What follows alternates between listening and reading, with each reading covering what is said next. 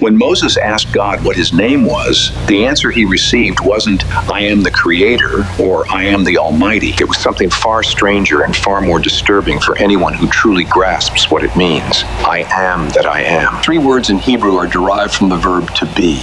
No attribute, no characteristic, just being, recognizing being. Ramana Maharshi, one of India's most revered sages, knew the scriptures of many traditions deeply and considered this phrase from the Old Testament the highest formulation of truth ever expressed in human language. A Hindu validating a Jewish phrase as the supreme statement about the nature of reality. And the reason is simple and devastating for how you understand yourself. The name God gave wasn't information about God. It was a direct instruction. The I you've been saying since you learned to speak is the same I of the burning bush revealed to Moses. You're not seeking God. You are what seeks, seeking itself.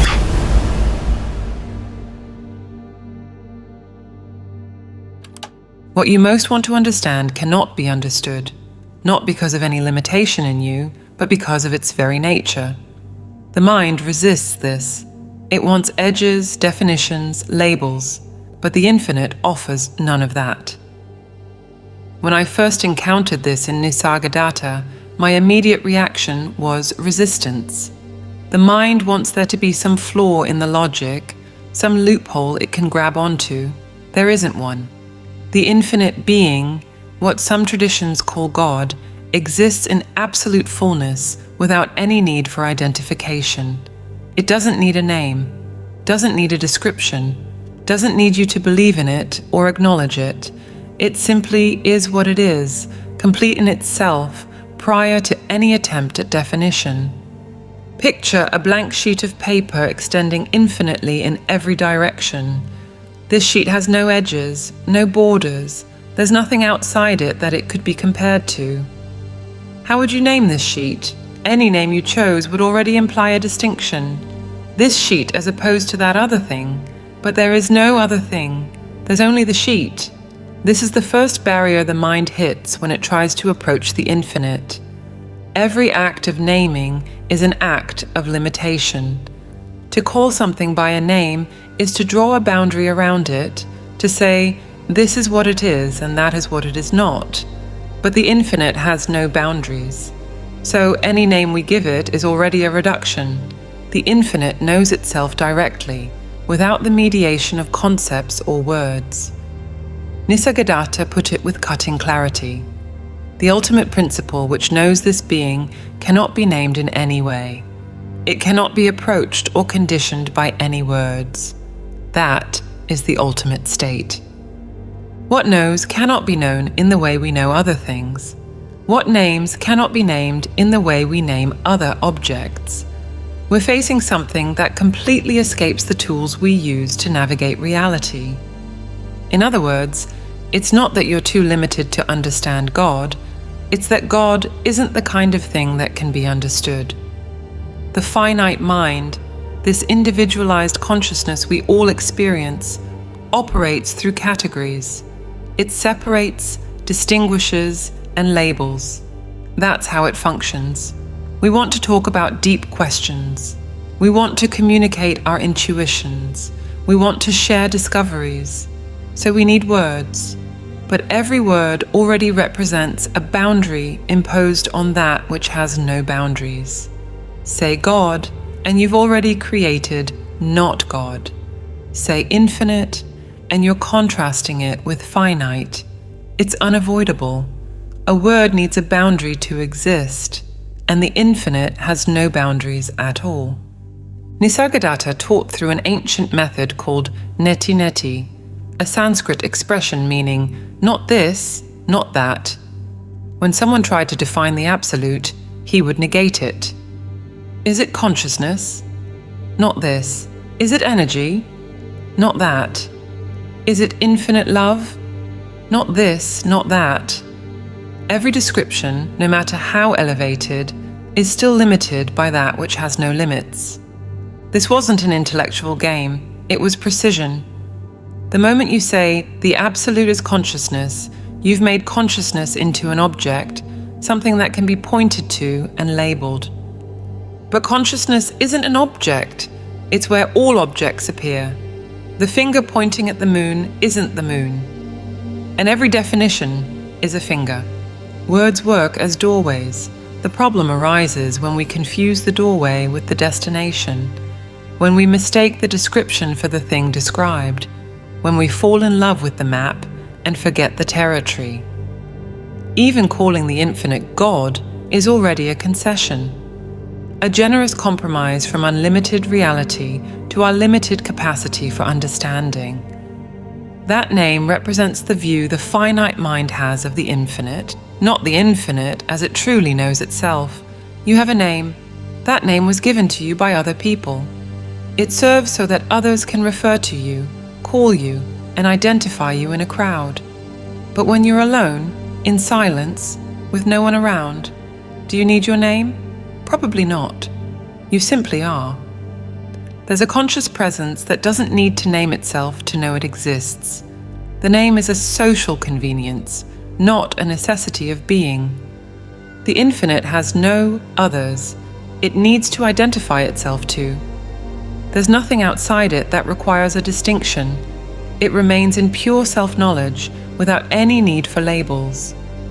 Nisargadatta described this state as pure consciousness of being, not being this or that, but just being, prior to any qualification, the simple fact of being recognizing itself. And yet, here we are, finite creatures wanting to comprehend the infinite, limited minds seeking the unlimited. We need some point of entry, some way to approach what transcends us. Spiritual tradition understood this and offered names: God, Brahman, Tao, Allah, the Absolute. Each name is a different door to the same room without walls. But if we must use a name, which would be the truest? What name would the infinite itself choose? When we call ultimate reality God, infinite, absolute, or any other term, we're projecting our perspective onto that which transcends all perspectives. The name comes from us. The name reflects our position, our limitation, our angle of vision. One thing is the name we give to the infinite. Something entirely different is the name it would give itself. If you could ask the infinite directly, what name would you use to speak of yourself? What would it answer? That name would come from the direct source. It wouldn't be a secondary interpretation. It wouldn't carry the mark of human finitude. Nisargadatta Maharaj guided his visitors to remain in the pure sense of I am, before any attribute, before any identification. He would say, stabilize yourself firmly in the I am. Reject everything that doesn't correspond to the I am.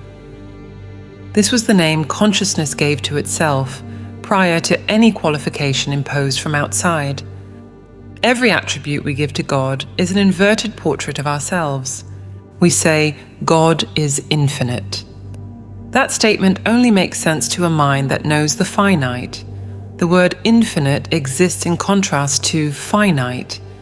If you had never experienced limitation, the concept of unlimited would mean nothing. God, being only infinite, knows no limitation whatsoever. Therefore, it cannot know itself as infinite, because there's no contrast. The same happens with eternal. We say, God is eternal, but eternal only has meaning for someone who knows temporality. The pure eternal doesn't know time. It hasn't experienced a beginning or an end. It cannot define itself in opposition to something it has never known. Omnipotent only makes sense because we know powerlessness. Omniscient because we experience ignorance. Every attribute we stick on God is an inverted mirror of our own limitations. We're not describing God, we're describing what we lack. Think about it this way. A fish can't conceive of wetness because it has never experienced dryness. The concept simply wouldn't arise. In the same way, for consciousness that has always been infinite, unlimited, eternal, these words would be meaningless. They require their opposites to have any content. The infinite doesn't have opposites, so it cannot define itself using concepts that only exist in a world of contrasts. Nisargadatta pointed to this directly. The very core of this consciousness is the quality I am. There is no personality or individual there. Before being this or that, before any attribute, there's only the bare recognition of being. Conventional theological definitions, all of them, describe God from the point of view of someone looking from outside. They're attempts by the finite mind to map the infinite using the coordinates it knows, useful as entry points, but they don't represent how the infinite knows itself. To find the true name, we need to make a reversal of perspective. Instead of looking at God as an object, something out there that we're trying to describe, the question becomes different. What would it be like to know yourself without external reference? Nisargadatta led his visitors in this direction. He instructed, meditate identifying yourself with the I am. Remain only in the I am, not merely in the words I am. Your guru, your God, is the I am. The truest name of God isn't something we learn from outside. It's something we recognize from within. What we call God isn't separate from what we are in our most fundamental essence, prior to the ego, prior to the personality, prior to all the identifications we've accumulated throughout life. Before you were man or woman, before you were American or foreigner, before you were your name and your story, there exists a conscious presence, a sense of being, a pure I am that precedes any qualification. This I am doesn't belong to you as an individual. It's universal. It's the same I am that pulses in every consciousness. And this is exactly how the infinite knows itself, not as God viewed from outside, but as I am recognized from within. Nisargadatta summarized, you must understand that the I am exists even before any words, thoughts, or feelings arise. The name God would give itself isn't a word we describe, it's a presence we recognize. The strange thing was that it didn't require external proof. Every time I stopped and paid attention to the simple fact of being conscious, there was confirmation. If the infinite could describe itself, the first word would be I. Not a personal or autobiographical I, the fundamental principle of self-awareness, that which knows itself before knowing anything else.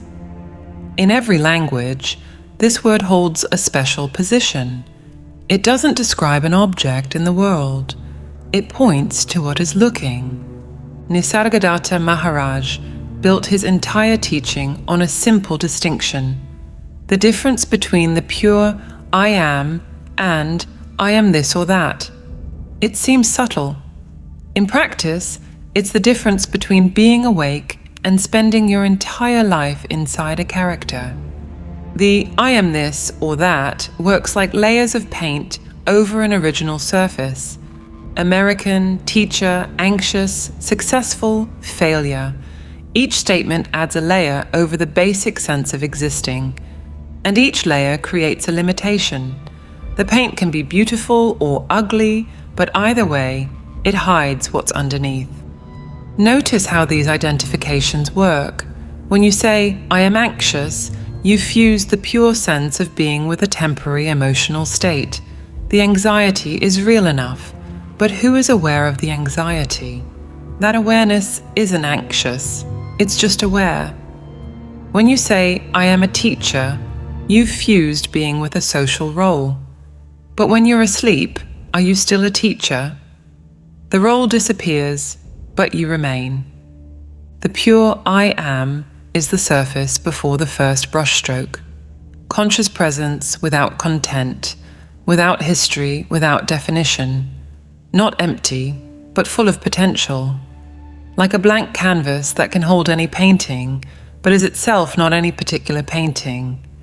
Observe your experience right now. When you say I, what are you pointing to? It can't be the body. You say my body, indicating the body is something you possess. It can't be thoughts. They arise and disappear while something remains witnessing. Emotions change hour to hour, but the observer of those changes stays present. What remains when you remove everything that can be removed? Sounds abstract? Try it right now. Try to get rid of this presence that's listening. What remains is the presence of registering these words right now, the consciousness in which this experience is happening. You can't get rid of it because it is you, not the you of labels, but the fundamental you that exists before any label gets attached. Man, woman, young, old, happy, sad, temporary characteristics that come and go. What stays identical through all these changes is the basic sense of being. Like the movie screen, no matter what film is playing, the screen remains the same. The Hindus have a name for this: Atman, the self behind all selves. Christian mystics found it too, the divine spark, the uncreated light. Sufis call it Sir, the innermost secret. The curious thing is that nobody invented it. Each tradition, independently, arrived at the same place when it looked within. But wait, by saying I, am I not creating separation? An I here, everything else there. This confusion dissolves when we realize the primordial I precedes any division. It functions like zero in mathematics. It's neither positive nor negative, but it's the reference point from which both make sense. The point prior to the manifestation of any duality. Nisargadatta described 3 stages. First, total identification with body-mind, living as if you were only the collection of labels. This is where most people spend their entire lives, completely convinced they are their thoughts, their memories, their roles, their body. Second, recognition of yourself as the consciousness in which body, mind, and world appear. Here you discover you are not in the world is in you. Everything you've ever experienced has appeared within this consciousness that you are. Third, dissolution of even this witnessing consciousness into the absolute that precedes it and makes it possible. Even I am conscious is still a state, still an experience. What you ultimately are is prior even to that. The entry point is always the second stage, and you already carry the key to that door. Presently, you are sustaining the memory, I am, Nisargadatta would say. You are not that I am, you are the absolute prior to it. This reversed my search. Before, I was looking for something I didn't have. Then I realized I was trying to find what I'd never lost. The whole orientation shifted. Instead of acquiring something new, the movement became one of recognition, seeing what was already the case, obscured only by the constant activity of looking elsewhere. The most intimate name you know, the one you've used since you learned to speak, is the same name the infinite would give itself. The first word of any true description of ultimate reality is also the most familiar word you say. A single word carries an error that went unnoticed for centuries of philosophy and theology. The word is exist. When we ask what the infinite would say about itself after recognizing itself as I, the obvious answer would be, I exist. Seems right. But pay attention to the etymology. Exist comes from the Latin existere. Ex means out of, sistere means to stand. To exist literally means to stand out of, to emerge from, to stand apart from. Everything that exists stands out from some background. The movie on the cinema screen exists. It emerges, creates forms, disappears. But the screen itself? The screen doesn't emerge from anywhere. It's simply there, allowing the movie to appear.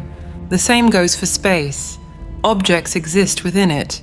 The chair, the table, your body. They occupy a place. But space itself doesn't occupy any place. It's where things can be. You can't find space the way you find a chair. The chair stands out. Space doesn't stand out. It's the condition for anything to stand out at all.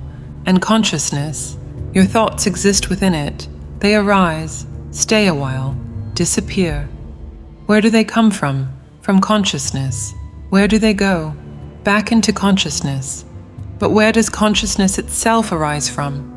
That question has no answer. It doesn't arise from anywhere. It's the ultimate background, the field in which all arising happens, but which itself doesn't arise. What about the background itself? The screen exists in relation to what? Space exists in relation to what? Consciousness exists in relation to what? The answer is precise. They don't exist, they simply are. The screen doesn't stand out from anything. It is the very field where movies can appear. Space doesn't emerge from somewhere else. It's the condition for anything to occupy place. Consciousness doesn't spring from some other consciousness. It's where all experience happens. Nisargadatta Maharaj put it this way: what is the unmanifested absolute. What appears as in a dream is the manifested world. The manifestation exists. It springs out of the unmanifested. The absolute doesn't exist, it is. When we say God exists, we're, without realizing it, placing God in the category of things that spring from a background. But if God is the ultimate background, he cannot exist. There's nothing before him from which he could spring. There's no space outside him where he could appear. This isn't a philosophical word game. It has practical consequences. If God exists, then God is somewhere, and you have to go find him. If God simply is, then there's nowhere to go. What you're looking for is already the case. The search itself becomes the only obstacle. God doesn't exist, God is. The correct phrase becomes I am, not I exist. 2 words. Seems too simple to carry so much weight. But I am recognizes pure being without suggesting it came from somewhere, without implying it depends on something else. Years of spiritual seeking contained this fundamental error without my noticing. I was looking for God as something that exists, a super object somewhere in the universe or outside it.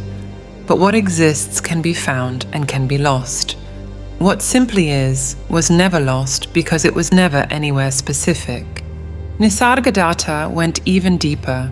He said, not only is the body-mind unreal, but this manifested consciousness, this universe, is also unreal. The I am is like a dream, ephemeral. Even the I am, this basic sense of being present and conscious, belongs to manifestation. It appears and disappears. In deep, dreamless sleep, where is your I am? Gone. But you didn't stop being during sleep. What you really are precedes even the consciousness of being. Practically speaking, this means you don't need to create, maintain, or defend your existence. Existence belongs to the level of forms. It comes and goes like a movie on the screen. Being belongs to the absolute. It remains the same no matter what appears or disappears. When people asked Nisargadatta how to reach the absolute, he'd answer that the question was already wrong. You don't arrive where you never left. You don't travel to where you've always been. The question assumes a gap that doesn't exist. It assumes you're here, and the absolute is there, and something needs to happen to bridge the distance. But there is no distance. You recognize, by letting the layers of identification fall away, that separation never happened. It was always an assumption, never a fact. I am isn't an achievement. It's recognition of what never stopped being the case. The biblical text of Exodus tells that Moses, standing before the burning bush, asked God a direct question. What is your name? The answer he received has echoed for millennia without being fully understood. I am that I am. In Hebrew, Ehya, Asher, Ehya. 3 words derived from the verb to be, no attribute, no qualification, no characteristic, just being recognized being. Ramana Maharshi, the Indian sage who lived at the foot of Mount Arunachala until 1950, considered this statement the highest formulation of truth ever expressed in human language. Of all definitions of God, he said, none is as direct as I am that I am. When I first read this, I stopped. A master from the Hindu tradition, with no obligation whatsoever to validate scriptures from another religion, recognizes in a phrase from the Old Testament the supreme expression of reality. What did Ramana see there that so many Bible readers missed? The answer lies in what the phrase doesn't say. I am that I am doesn't say I am the Creator, because that would separate Creator from creation. It doesn't say I am omnipotent. It doesn't say I am love. Any attribute, however elevated, divides reality in two: what God is and what God is not. The statement refuses any division. The statement remains in pure self-reference, being pointing to being, nothing more. Ramana taught that this phrase contains all of Vedanta, the Indian philosophical tradition about the nature of reality. I am that I am, and be still and know that I am God. Two biblical phrases that, according to him, summarize everything that needs to be understood. But he made a crucial distinction. I am is God, not thinking, I am God. Realize I am and don't think about it. The difference between realizing and thinking is the difference between water and the word water. You don't quench your thirst with the word. You can think about water all day while dying of thirst. The thought I am God still maintains separation between an I that thinks and a God that is thought of. There's a thinker here, a thought in the middle, and God over there as the object of the thought. Three things. But in the actual realization of I am, there are no three things. There's just being, aware of itself, without distance. The statement can be simplified even further. I am. Two words containing all truth. Ramana considered I am more precise even than God is, because God is still implies someone observing God from outside and noting his existence. A subject here, God there. I am eliminates that distance. It represents the direct knowledge it has of itself, without mediation, without a separate observer, like the eye that cannot see itself but is the very capacity to see. Nisargadatta, who revered Ramana, expressed the same point in complementary language. He said the I am is the door, not the final destination, but the required entrance. Remaining in the pure sense of being without adding anything allows consciousness to recognize its source. The two masters from different lineages converged on the same point. The name God gave Moses wasn't information about God. It was a direct instruction, as if saying, "You want to know who I am? Stop looking outside. The I that asks is the I that answers. There aren't two." Most religious practices treat God as an object, something to be worshipped, reached, conquered, and pleased. But an object, by definition, is separate from the subject perceiving it. As long as God remains an object, separation remains. And where there's separation, there's endless seeking. This is why some people spend decades in spiritual practice and never arrive. They're looking for God as if looking for a lost object. But you can't find what was never lost. You can't reach what you never left. The structure of the search, a seeker here looking for something there, is precisely what maintains the illusion of separation.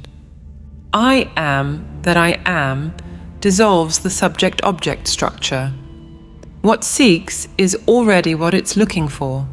The eye is searching for vision. Water wants to get wet. Ramana summarized, "Your duty is to be, not to be this or that." I am that I am sums up the whole truth. The method is summarized in be still. Stillness is not the absence of sound. Stillness as cessation of the search for something that was never absent. The eye can't see itself because it is the seeing. The knife can't cut itself. And you can't find yourself because you are already what you're looking for. The search ends when the seeker recognizes that it was always looking at itself. The Christian mystic Meister Eckhart, who lived in Germany between the 13th and 14th centuries, made a prayer that almost cost him his life. God, rid me of God. In his time, this phrase triggered accusations of heresy. His persecutors took it as blasphemy, as denial of the divine. How could a Christian mystic pray to be rid of God?